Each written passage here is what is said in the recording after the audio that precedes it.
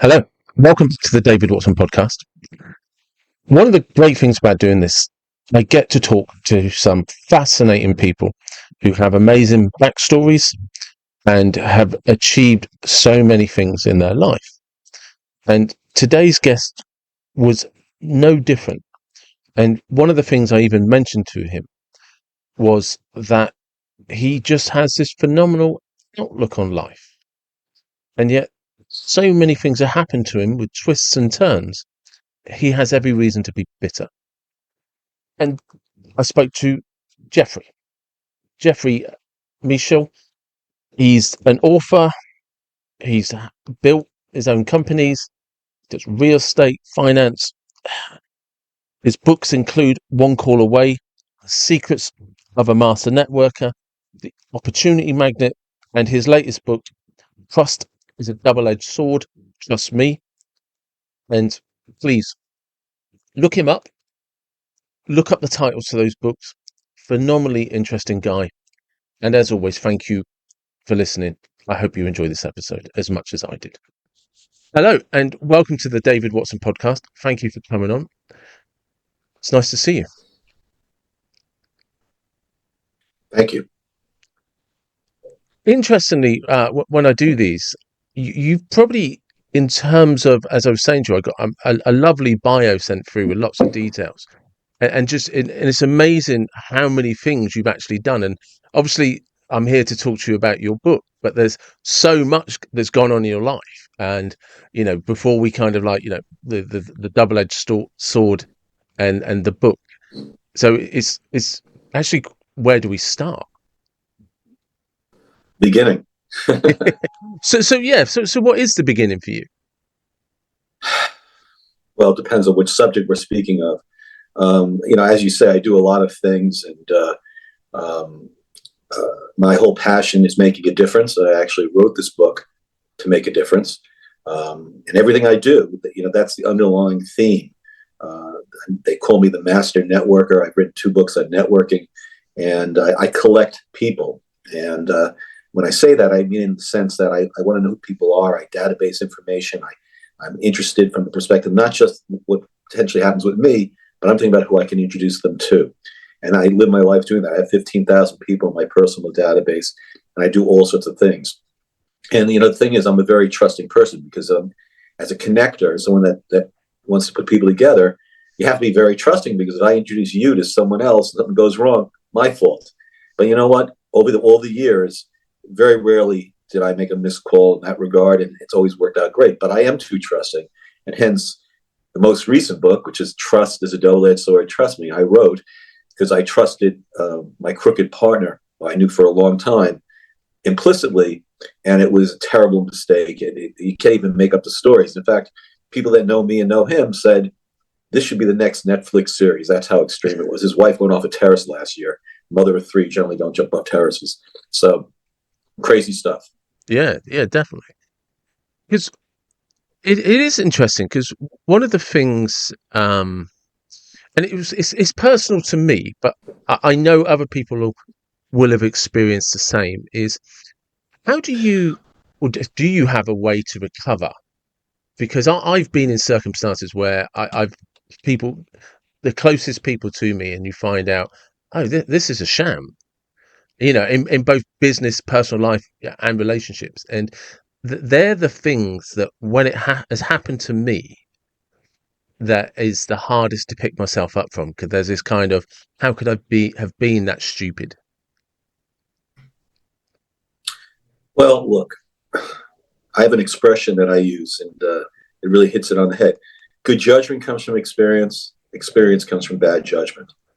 And, we got to learn. And, hopefully we mitigate making future mistakes by the ones we've made in the past.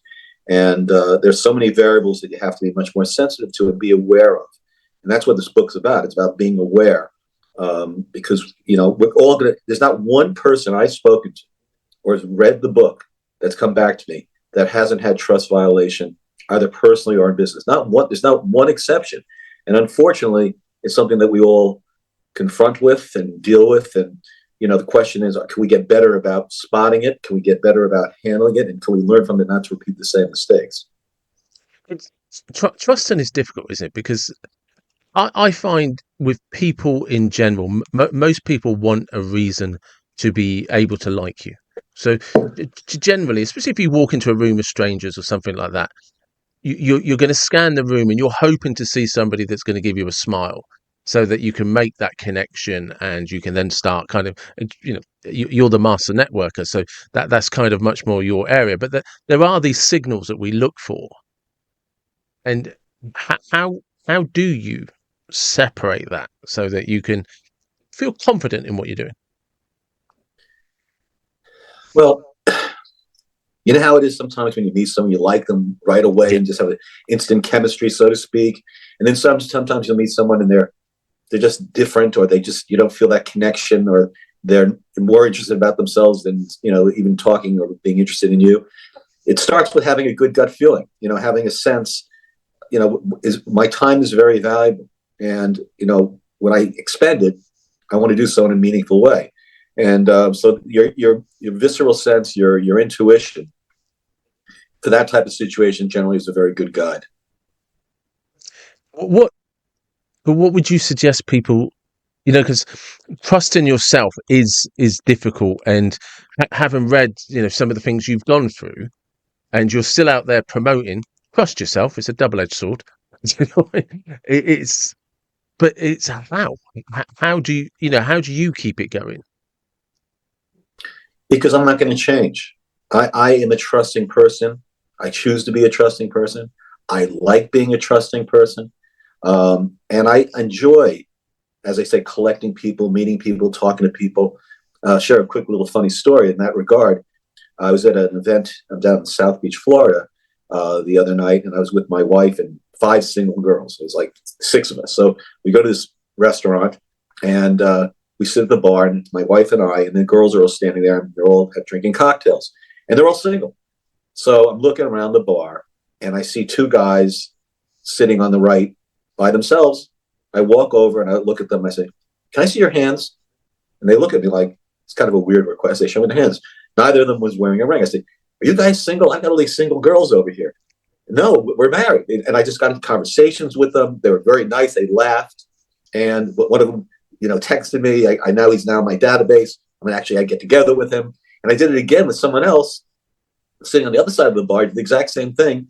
And he also wasn't wearing a ring. And he said, no, I'm married too. And he said, I'm married. And I started talking to him. It turns out I met him like 8 years ago through a very good friend of mine. He remembered my name. I saw he was in my database. I'm having lunch with him next week. If you don't open your mouth, if you're not creative, you don't get, be nice and engage with people, nothing happens. It all starts by, making an effort. Yeah, no, that's good. Yes, that's interesting. On something I read on the bio that came through was the Ronald Reagan quote: "Trust, verify." Could you give me? So that's a Ronald Reagan said that in regard to the Russians way back when, but succinct to the point, but 100% accurate. And if I can relate to myself, my crooked ex-partner, I had to shut my company down in 2019. Aside from discovering tremendous amount of theft, forgery, fake names, fake things, horrible stuff, over the years, and it was with me for a lot of years, I just trusted what he told me. I trusted, things he would say that were very short in nature and bothered me, and I kicked the can, and I was irresponsible. I mean, outright irresponsible. My gut feeling told me something was wrong, and I just didn't push it. I should have verified. I should have looked. I should have gone and looked at financials. I should have looked at bank statements. I should have, when I had a funny feeling, I should have not just kick the can, seek avoidance. My obligation to myself and my investor partners is that I should have verified, and I didn't until the very end. And when I verified, I discovered all these heinous things.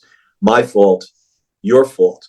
You gotta verify everything. I'm not suggesting to become paranoid, but I'm saying you just checks and balances.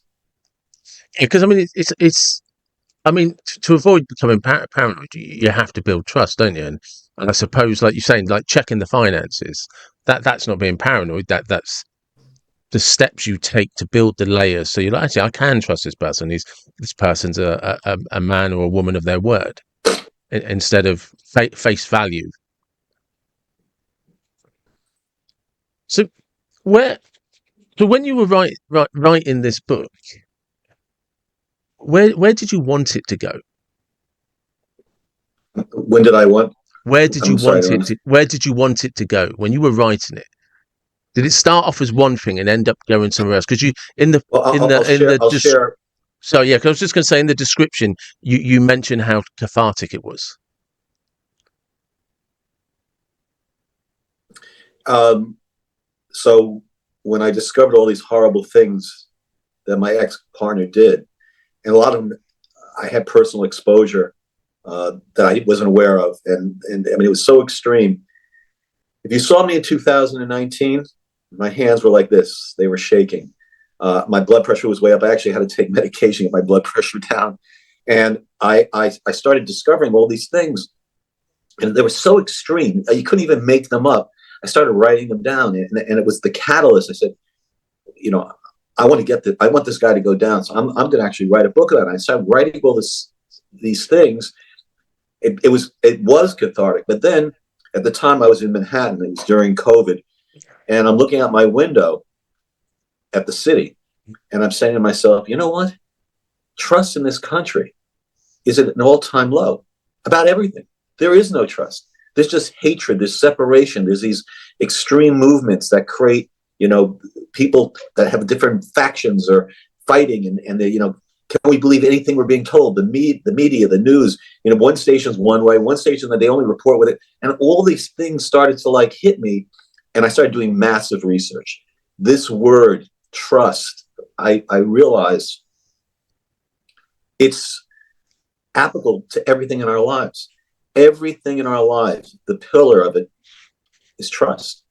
And I started discovering all sorts of incredible things. And, by example, when I was writing the book, and after I did 1, 2 chapters, I started sending the chapters to friends and people that I knew that I wanted to take a look at it. Hey, I wanted to get their feedback and their reaction. But every time I did that, aside from really like, oh my God, unbelievable, I really like, they started telling me their stories. They started like becoming emotional and telling me what happened to them. Some of which are in the book. Some of the things I heard were so over the top. And so that kept fueling me. So then I started going into all sorts of different things. So by example, chapter 2 of the book is, should I buy when I'm sold? And that talks about all these products out there that are marketed to us with fallacious representations. And it's not just a few. There's so many. And some of it's very serious in terms of the misrepresentation. Some of it's funny, but a lot of it isn't funny at all. And we just don't think about it enough. No, we don't. We don't. Marketing. I'm not sure how much. When I think of old school marketing before the internet, where there seemed to be a little bit more sophistication. Maybe I'm lying to myself or remembering it with romance of nostalgia. But I suppose because things like the term clickbait hadn't been created yet, because it didn't exist pre-internet. But that kind of whole everything now seems to have a clickbait to get your attention, and then when you do click on it, you just like, I should have known. I should have known, and you kind of start kicking yourself. And it can be for everything and anything now, because the internet is so wide, and that kind of feeling can seep into our relationships and those boundaries that we have with people. You bring up a very valid point that actually is more dimensional than at the point that you're making. I have a chapter in the book called "What Happened to the Humans," and that book really addresses change, all the things, the amazing things that have happened over time. I start off by saying that I remember going into a tunnel or crossing a bridge, and I had to stop to pay a human being a toll. There's always a human being sitting in a toll booth. I remember as a kid, I said, "What a terrible job! Can you imagine doing that every day?" That doesn't exist anymore. Now technology, now you read your license plate, you don't have to deal with that. That's great stuff. And we think about all these amazing things that have come and how they advanced and what they've done to our lives. Our phones, look what our phones, all the utilization of our phones. and the things, but what should we not trust? What are the things that all this great advancement, what are the danger things? One of the things I talk about very significantly, and we can see this is playing out very much more and more now, social media. Social media is so incredibly dangerous. One of the things on my bio is I was on the board of Signature Bank in New York for 15 years. The bank went down last March, but that bank was not insolvent. It was all political that took it down. But the start of it was a run caused by social media. And it wound up taking down 3 banks. Social media was the catalyst that caused the run. But social media is extremely dangerous. There's things called deep fakes. You know what a deep fake is? I just seen. Is this the AI thing that I literally No. have read something about this today? So if you go on your phone, and if your listeners go on their phone and they go to the App Store and they type in deep fake, there's several apps that you can download that enable me or you to do a deep fake. So what does that mean? So I take a picture of you and I put a moose's head on your shoulders and you're speaking and it's a moose that's speaking. Ha ha, that's very funny.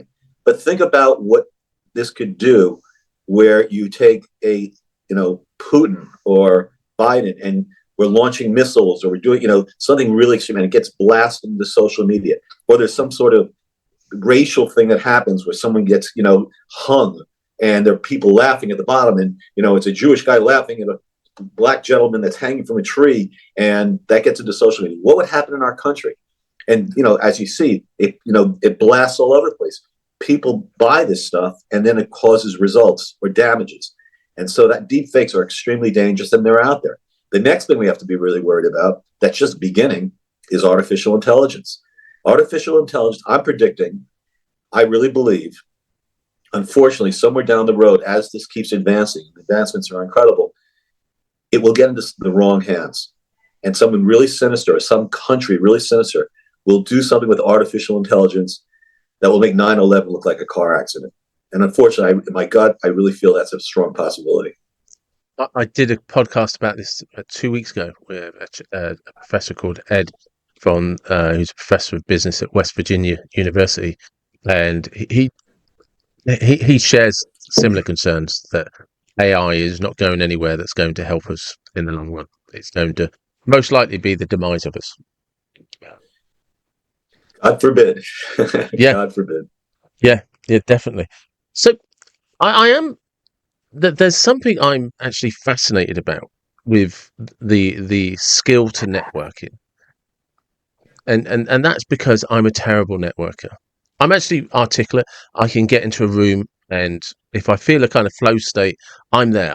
I can chat to most people, but actually, I'm a really bad networker for somebody that has a good skill set. How how do you navigate that as somebody who is an excellent networker? Well, there's this 5-letter word called learn. Yeah. you know, it starts with who you know. I told you I collect people.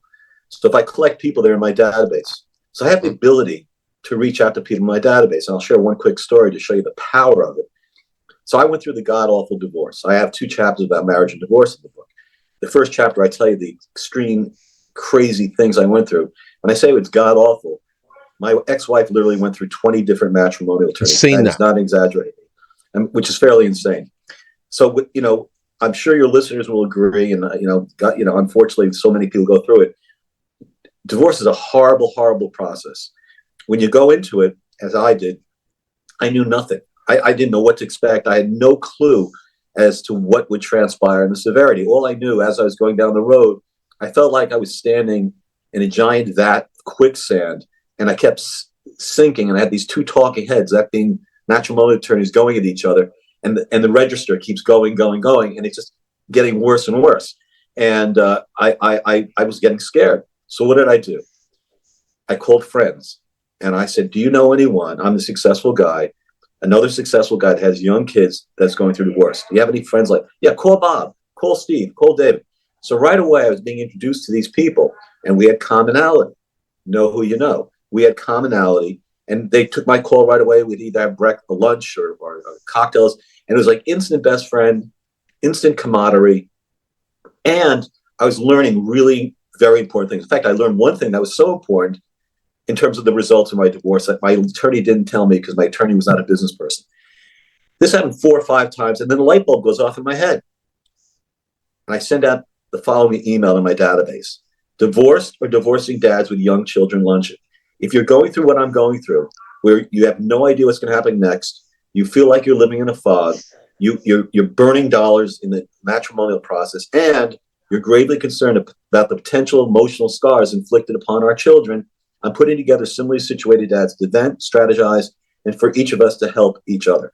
If I'm describing you, please let me know if you'd like to come to this meeting I'm putting together. If I'm describing a friend, please forward my email to your friend. My database at the time had about 8,500 people in it. I had close to 2,000 responses. 2,000, because people were forwarding it to unbelievable. People were forwarding it to all these other people that I didn't know. And I put 75 people in the room. I spoke from the heart. It exploded. No one wanted to leave. This is the most incredible thing. Jeff, you got to keep this going. There's nothing like this. Da, da, da, da. So then I create something called the Divorcing Dad Council.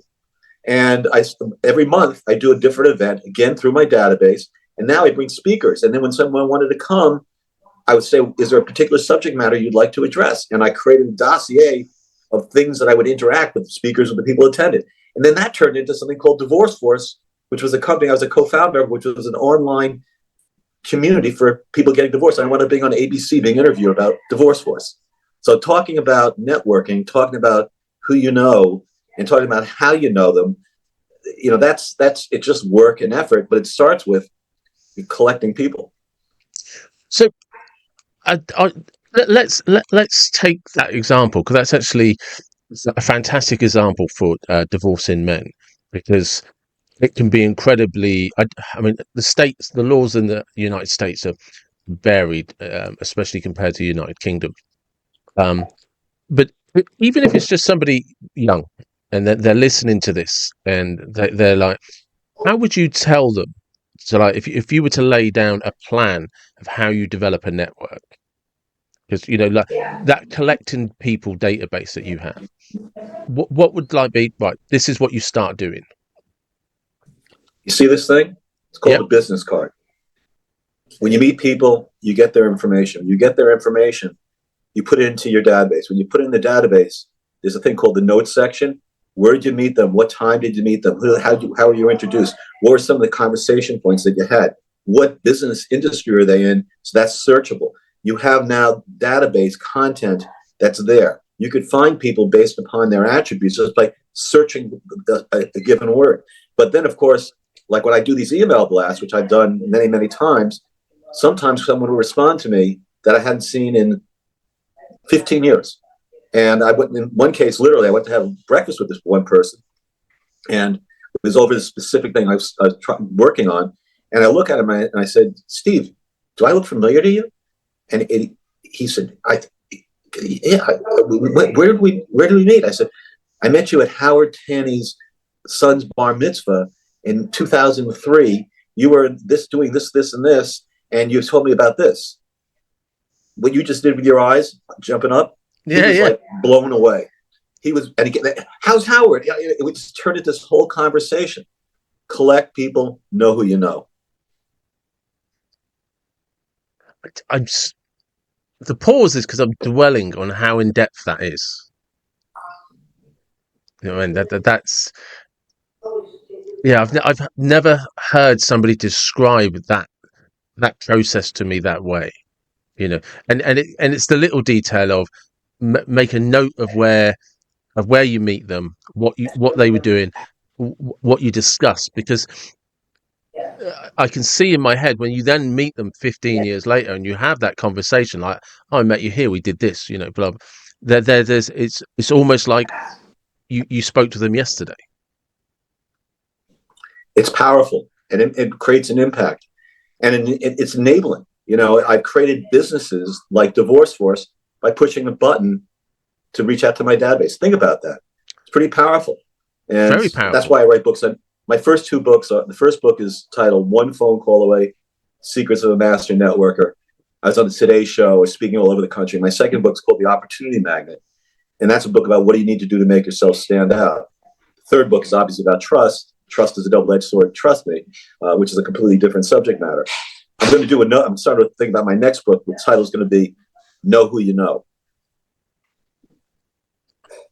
So what would that entail? We may as well get that plug in now. Well, I haven't started writing it yet, but Yeah, I've but started. you When I thought write a about book, it. I map it. Yeah, I'm mapping it out. But some of which is some of the things we talked about. Just take the time to know who you know. Take the time to database information about people.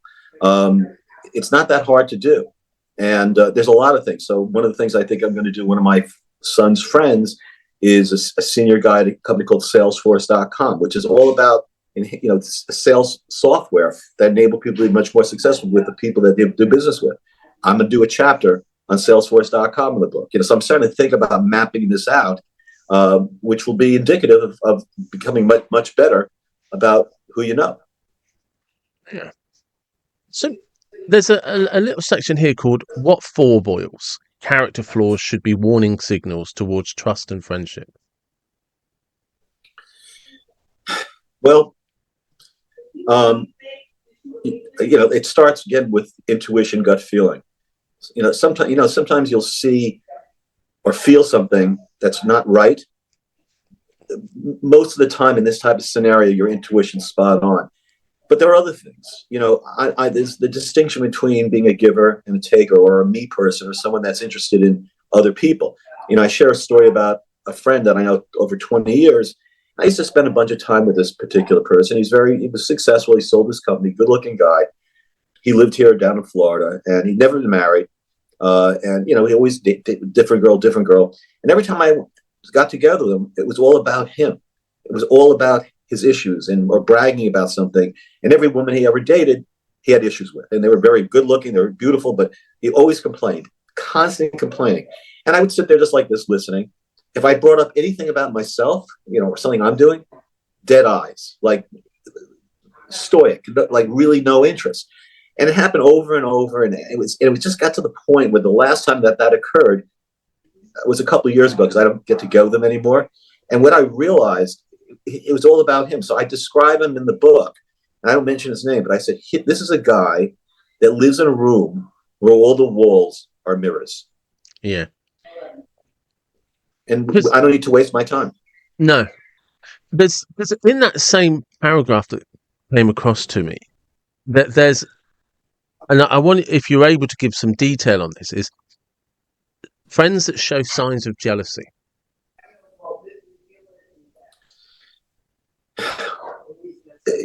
That's not really a great friend.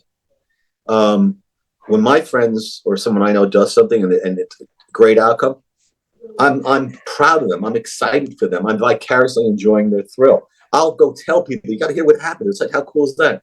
That's a real friend. Someone that's jealous of stuff that you do, it's all about them. And they're jealous because you've achieved something that they'd like to achieve or haven't achieved. And instead of being proud of you and supporting you, they're angry at you or they're jealous of you. And that is not a real friend. We don't need that in our lives. There's only 24 hours in the day. Good portion of them we sleep. Who we spend our time with is essential. And who you can trust and embrace, there are things that you just got to really, be conscious of and not waste your time. Have you ever noticed the negative effects that it can have on you when you're around these people? I don't know if it's negative effects. It's more of a like a wake up call about losing interest, or I should lose interest, or I should not take any more of my time because this is not about a team. By the way, the word team isn't a word to me. It's an acronym. Together, everyone achieves more. Together, everyone achieves more. That's what you want in terms of relationships you have. That's what the people that you do things with, or that are, your close friends, you want to be part of a team. My friends, I have a friend going through a unbelievably corrupt, bad thing in New York City, where he was screwed by the city and also political stuff. You can't even make up the story. It's all over the newspapers. And he doesn't stop trying to fight it, the system. and I'm calling him all the time, and I'm like checking in, and I'm bringing him to speak at some of my organizations to tell the stories, and he gets out there. He asked me if I could help him, find certain, resources that help him. I went out and called a lot of people to try to find the things he asked. I don't want anything for doing it. He's my friend, and I care about him. And so, if you're someone's friend and you care about them, you go out of your way and you support them. One of the reasons I ask is I've had this obsession for a long time. Because when I was sort of like 18, 19, and for reference, I'm 49 today, now. You look good. Thank you very much. And one of the things I recall from my youth was this frustration that I didn't know how to navigate what was good or bad. So when I'm fortunate enough to talk with someone like yourself, who has a long track record of successful businesses, has generated your own opportunities, to be fair, and and there's the parts I've read about your childhood, and I'm kind of desperate of how to bridge that gap between what I was like at 18, who was desperate to hear from somebody like yourself, of how you learned these skills, because where you are today navigating is not where you started. And it's what were the cues, what were the slip ups, it's like, how did you learn the skills? Um, One is building your confidence. And how do you build your confidence? Experience in doing things um, educates you. I used to work as a kid, starting in 8th grade. You read some of the stuff about my history, which is kind of, I was kidnapped. My parents got divorced when I was 5. We married each other when I was 15, got divorced when I was 25. My mother committed suicide. My father lost all of his money. So I started working like in 7th grade. And not that I was, on the streets or anything, because I still lived with my mother at the time. And I worked at an electronics store in Manhattan that had no fixed prices. There was certain type of stores that were all over the city, and you had to judge your customer. I started out as a messenger, and as time went by, I wound up being their best salesman. I was so good that I could actually tell when people came in what they were going to ask for before they opened their mouth. And what that did for me, working in a retail store with people, is I learned how to judge people. I learned how to speak to people. I learned how to have a better sensitivity to who was real and who wasn't. I tell all kids, my friends' kids, they're graduating, they're in high school, whatever, go work in a restaurant. Go work on a retail job. You work in a restaurant, you're going to have people that you're taking care of. They'll be very, very nice. And then you'll have people that are really rude and outrageous. How do you handle it? How do you pivot? What do you learn from it? Those experiences hone us in terms of the way we read people and then execute. I would argue that, and I went to NYU Business School, I had a great education, but my best education was working in that retail store. I worked there from 7th grade all the way through college. And I made a lot of money. I started a business in the store. I mean, all sorts of stuff. That was so important. So that I always tell it, for young people, that's a really great thing for them to do. On a different sidetrack, is I was listening to you there, and there is the alcoholism with your mother. Your mother committed suicide, being kidnapped at 4, and I'm not sure if you're aware of this, but there's a real positivity when you speak, and the tonality of your voice is, it's very positive, and obviously I can see you, because some of these people will listen to this on audio, and you have an incredibly sort of positive face. How did you not let? How was there never any bitterness that overtook you? Um, Because some of the things that have happened are shit. Let's be honest. not some. I got a whole list. I've Yeah, got a but very yeah, but extensive it's look. exactly that. How? So I have another expression which I kind of live to: what doesn't kill you makes you stronger. Yeah, And I remember as a child dealing with an alcoholic mother who at one time I had at 9 years or 10 years old, I had to drag her across the floor to put her in her bed, stuff like that. I used to watch these TV shows that were very healthy, normal shows. There was a show at the time called Family Affair, And it was this nice, nourishing, nurturing family and the way they lived together. And I used to sit there and just kind of revel as to what normalcy looked like. And I don't know, I didn't really realize what I was doing, but I guess on some level made me feel safer or more content. But it also taught me. And so what I realized that all these horrible things, and I've had, as I said, many, I've gotten smarter. I've gotten sharper. I got remarried a year ago to a school teacher that is a goddess. I mean, all she does is love me to death. She takes care of me. She's so proud of me. She's bragging about me all the time.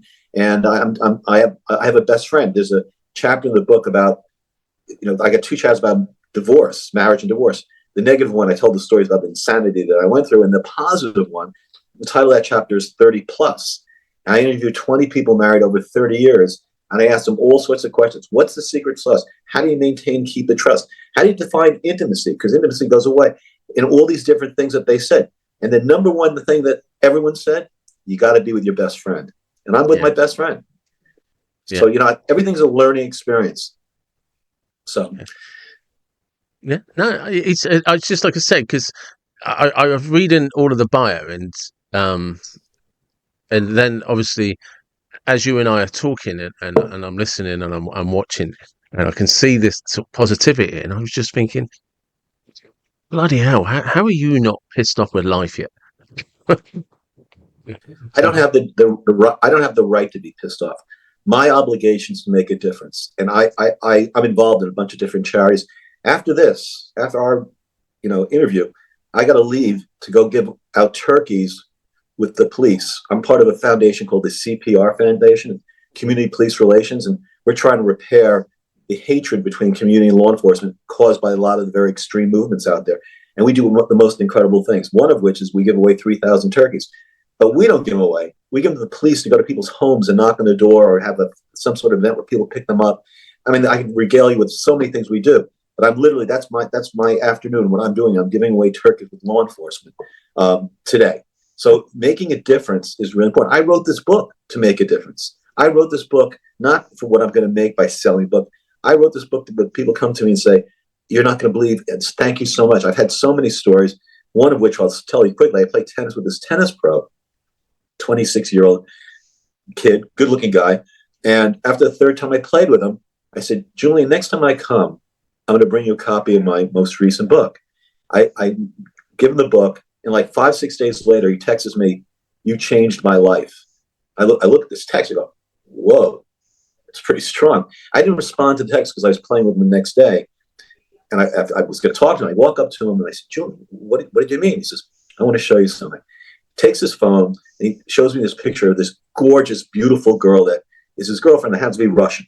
Now, down here in Florida, the Russian girls, it's kind of a red light. You got to be very careful. It's kind of a flare over the bow. And she's pressuring me to get married. Doesn't stop. The mother's pressuring me. We've been together for a year and change. I'm going to go to chiropractor. I just don't know what to do. I'm vacillating. One day I'm going to do it. One day I'm not going to do it. And this is what I've been living with for quite a while. And he says, I read your book and I broke up with her. And he said to me, what I realized, I really didn't like her. There was her character, the person she was. I mean, I got along with her fine, but the way I started to realize there were so many things I didn't like that I couldn't marry her. And I broke it. He looks at me and says, I want to thank you very much.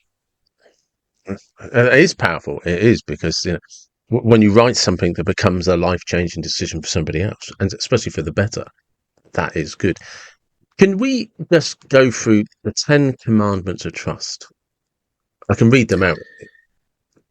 Well, I don't know if we need to go through all of them, but some of them we kind of hitting on in our conversation here. The first one I kind of talk about is your gut feeling. Yeah. The relative to relationships and caring about people or not caring about people or being told things that are not real. Your gut usually is pretty spot on. You defying your gut's a mistake. I defied my gut so many times with my crooked ex-partner, and I kicked the can. I was remiss, negligent, and it hurt me terribly. So when you feel something, listen to it.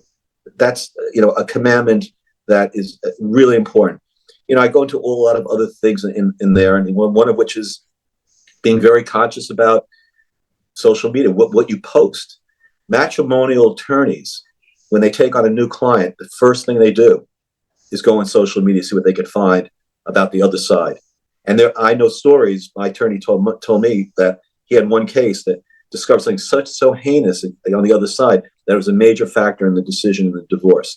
So what you do on social media is very, very risky. And so what you post or put out there, look what's going on. Someone says something, and then all of a sudden, boom. Elon Musk said something about that was anti-Semitic, and all these companies are now pulling their ads from, X or whatever he calls it now.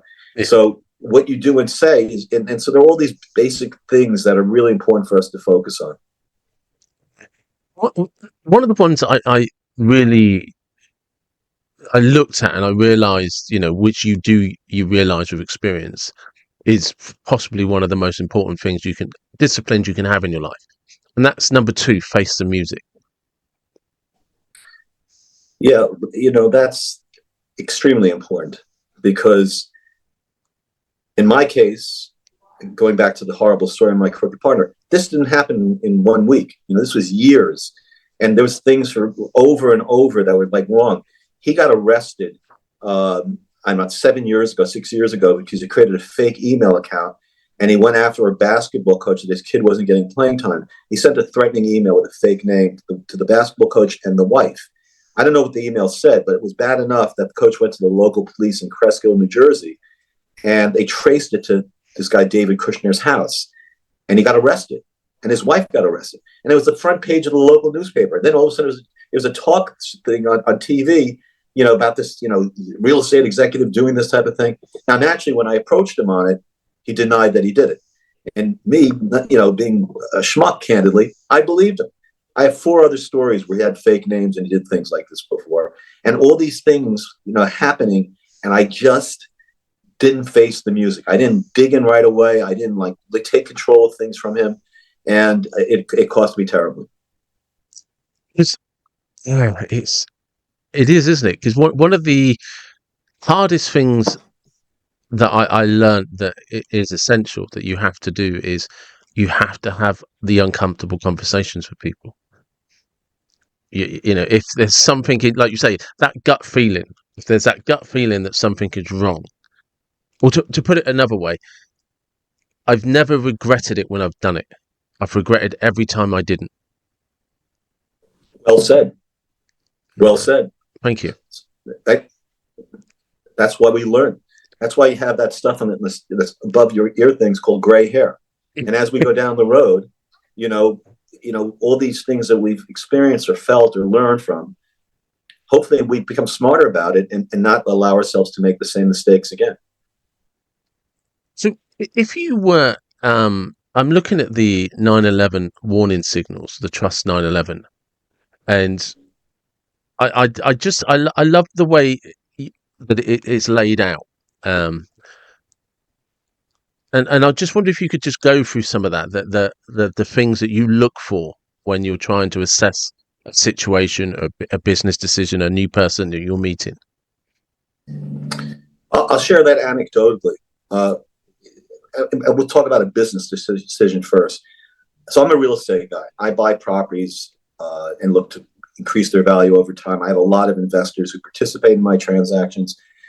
In my new company, which is now 3 years old, I've done 15 acquisitions in 3 years. We're moving along really nicely.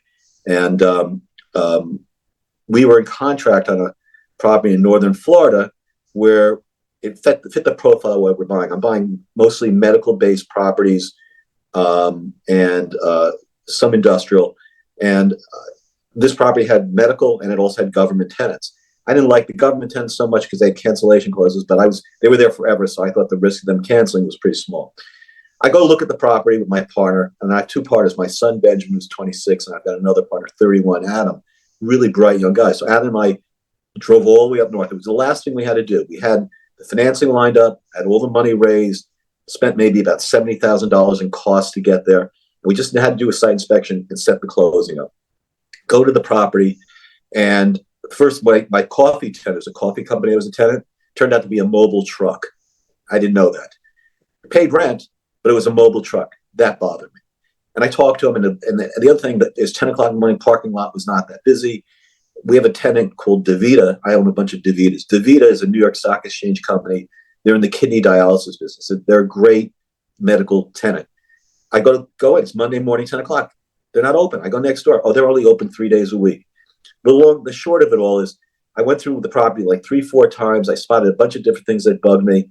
And I turned to my partner, Adam, and I said, we're blowing off the deal. We're not going to close. He looks at me, why? We've got the leases. I mean, we're ready to close. I said, I'm just feeling I have a bad gut. Monday morning, 10 o'clock, parking lot's pretty empty. Government tenants have cancellation clauses. Our medical tenant, even though they have a lease, I know. So we lose one of the big boxes here, we're in trouble. I just don't like it. I'm killing the deal. Now, the interesting part about this story, prior to me writing the book, prior to all the things I shared in the book, I would have rationalized that away, and I would have closed the deal. I would close the deal, made money. I wouldn't have lost $70,000 that I put up, which I did lose. I would have closed the deal because I would have rationalized it away and said, I'm making money. I got to do the deal. And I did. I stayed with my gut, and I killed the deal. So when you make, because that the 70,000 loss is a big deal personally, but you've also then got to go back to the investors, haven't you? Because you've raised the money. Right.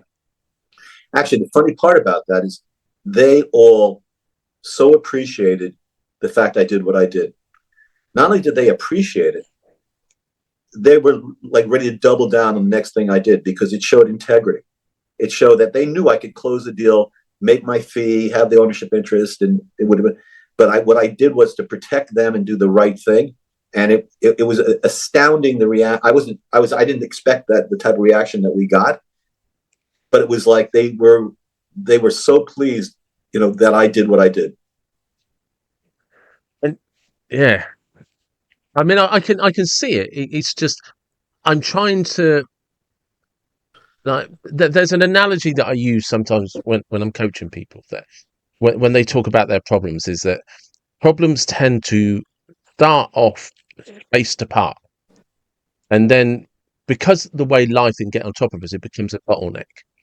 And I was listening to you, like you're picking up, like that guy's mobile. It's Monday, the place is empty, and all of these things are quite spaced out, and they start to bottleneck into one thing. And there's got to be there would normally be a point with people where it becomes fight or flight response. And like you were saying, pre-writing the book, you'd rationalize that. But there's a point where you're like, no, this, Right. yeah, it is gut. Yeah, yeah, it is. But it's, yeah, the ability, because most mistakes are made under pressure.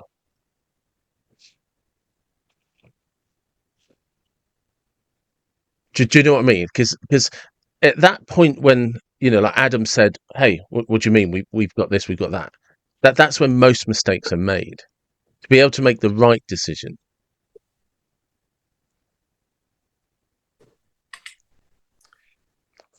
We're kind of breaking up, obviously. I couldn't really hear your question, honestly. Sorry, I was just. Can you hear me okay? Yeah. Sorry. I was just repeating back that often when things start to bottleneck, like you saw a collection of things happening that were just like this. These don't tick the right boxes. But there's big investment. There's your own Correct. money, right? And there's your own money. Yep. And it's at that point that people will normally panic and it's always under pressure that we make the wrong mistake, the wrong decision.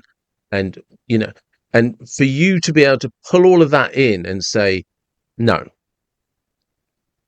because there's that pressure aspect and the expectation from others. These are all the variables, as I said to you before, and every day that goes by, I learn more. I'm hungry to learn, and I read tremendous amount. I'm into so many things to try to nourish my mind, and also as a collecting smart people, I speak to people all the time. And today, I'm in a pretty good place. I have the gray hair also, and and I've got these young engines behind me. That being my son, is my other fellow. and just out there pounding away, and as I said, trying to make a difference. No, that's good. One of the things I wanted you to touch on, if you could, is you have the signs of untrustworthy people. And one of the things, there's two things in there. Well, actually, there's all of them that I can relate to and sort of resonated with me on one level. And and that's always important to me, because when something, you get that personal resonation, something that resonates with you personally, you just like, that's the hook, isn't it? And it's there. But the one that fascinated me is the first one. It's they always believe their own lies. Um, that's the definition of a sociopath. That's someone that my ex-partner is a sociopath and now graduated to a psychopath, because a lot of people think he killed his wife. But you can always tell those type of people, they have a commonality. You look in their eyes and you see glass. There's no conviction to them. They could just lie to your face. They could do something that's really bad. It doesn't impact them at all. They don't have any sense of guilt, and they'll just continue to lie and just keep going forward. That's called danger. That's a red light flashing, and unfortunately, that's not so uncommon. There are people like that out there.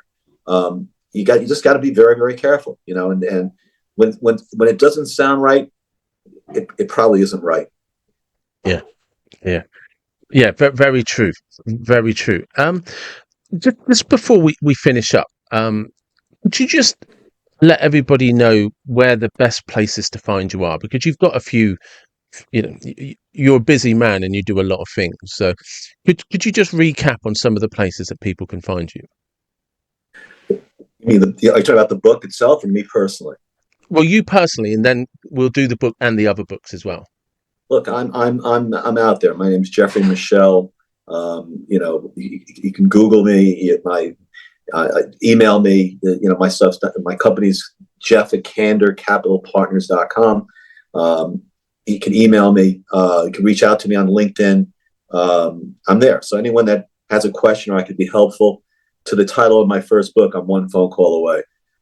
So I welcome your listeners to do that. I would also ask them, if they read Trust is a Double-Edged Sword, trust me, if they'd be kind enough to go on Amazon and give me a review, I'd appreciate that. I've gotten really great reviews from people, and I want to keep building it up, because it only makes me stronger when more people open their mouths and trust the things I said. And even yourself, if you could go on Amazon and put a review, I'd appreciate it. Yeah, no, definitely, definitely. Um, could you just recap the divorce one as well? Because I've coached guys, men and women, but going through divorce, and it's rough. It is really rough on them. And if there's and I'm keen to promote any groups or organisations out there that people can lean into. Well, I'm not doing that anymore, but at the time it was called. It started off as a divorcing dad council, and as I said, I was doing these live events, and then it turned on to an online community called Divorce Force. Unfortunately, I had the wrong CEO, and I was supposed to raise money. A lot of money went into it, but the last group of dollars didn't come in, and ultimately we had to, not keep going with the company.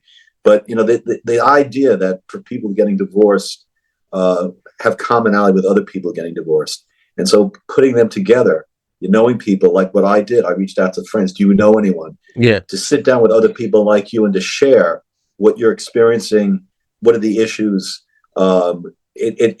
In every case, it gets embraced, and I all of a sudden I'm an expert about divorce. I mean, I still get calls from people, seeking advice. What do I think? And I have very strong views about things that people should do and shouldn't do, and I'm there to help people. Literally 3 days ago, 3 days ago, I said, would you talk to my friend that he's going through this? I told him you're an expert. An expert. I did what I did. And I do know a lot, but putting people together that have commonality is a very important thing. And my last one is a completely different question, and it's off the cuff, very random. And I just like asking people this question. So, using your imagination, if you could go any place in time, where would you go? What vehicle would you drive? And what music would you listen to? Oh boy. Well, it's funny. I've been asked this question in a different context. I don't know. I know about the. I'll answer in two different ways. I'm a big Titanic fan. I know everything about the Titanic. I've been studying it since I'm a kid. And there was a TV show a long time ago called The Time Tunnel, and Yep. this is two guys. I don't know if you ever saw it, but they'd go back in time and be somewhere. I always had this fantasy of going back and being on the deck of being on the Titanic like 3 days before it hit the iceberg, and the idea is to get Captain Smith to consider to change course to save ship. I don't know why, it's kind of silly, but that was something I would have loved to have been able to go back in time and do that. And I said the other question: what music would I listen? I'm a big Elvis Presley fan. Nice. I love Elvis. I love Elvis Presley, and the one thing I unfortunately never experienced was seeing him in concert. Clearly, to know him, to have known him, and to listen to his music, to me, he was such an incredible musician. I still listen to his music all the time, and I'm kind of into cars a little bit, but so I guess driving a Duesenberg would be kind of cool experience. But that just to try it out. But the monster cars. So Yeah, that off the cuff would be my response to your question. it's beautiful. Thank you, and thank you very much for your time. It's really appreciated. I greatly appreciate it. And again, the book is Trust is a Double-Edged Sword. Trust me, you can get it on Amazon. I had to use a pen name as an author. It's not under my name. It's under Way Will. And that's because the publisher wouldn't let me use my name. They were scared because I go into such heavy detail about the illicit, crooked things my ex-partner did. They were afraid they were going to get sued. I'll make sure that there is a Amazon link in the description. So Thank you so much. And if you could, again, I appreciate any, reviews that people put up. That helps me. yeah, definitely. Thank you. Thank you. Have a great day. I hope you enjoyed another episode of the David Watson podcast. I always appreciate your feedback. I thank you very much for listening. If you can, please like, subscribe, tell other people, share the podcast. But also, if you've listened to this, please check out the books that Jeffrey has written. As I said at the beginning, he is the author of One Phone Call Away, Secrets of a Master Networker, The Opportunity Magnet, and his latest book, Trust is a Double-Edged Sword. Trust me. Check him out. And thank you again for listening.